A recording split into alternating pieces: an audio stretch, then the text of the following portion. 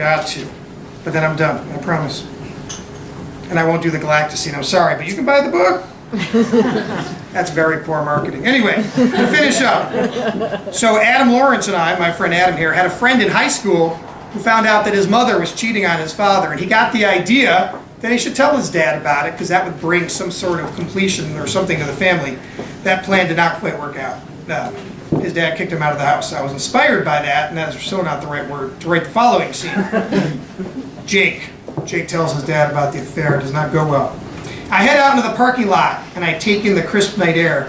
The skies are clear tonight, and the stars are shimmering like broken glass. I feel like I'm underwater here. But I'm not. I'm separate somehow from the rest of the world.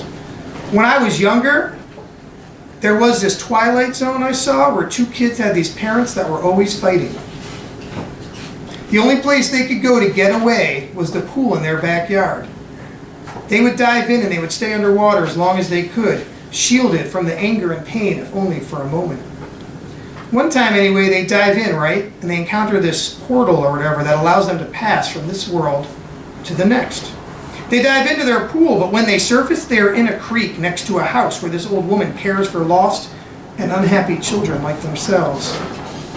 It is a happy place, and the old woman tells them that they can stay as long as they want. They are welcome there, as all children are. Their visit with the old woman is filled with joy, but they go home anyway, only to return to screaming and confusion in a home where they don't feel welcome or wanted. They know what they have to do. They run back out to the pool and dive in. As they surface in the creek, they can hear their now panicked parents screaming for them. Their father is still wearing his suit from work, and he dives in, but to no avail. They have gone to a world where parents are not welcome, and they won't be coming back. I had always wanted to visit that world, but could never quite believe it existed. I think about this as I steer my truck out of the parking lot at Thirsty's and onto the road. I drive home as I've done so many times before. My driving is rote and robotic. I know the route so well that I barely stop to think about where I'm going. When the on-ramp to the highway approaches, I turn onto it without a care in the world. I feel one with the road tonight, like I'm flying or gliding maybe. I don't turn towards the highway though like I need to as I approach the bend in the ramp. And while I know I'm not doing so, I feel incapable of correcting my mistake. It's like I'm on a particular path now and I must follow it to its logical conclusion.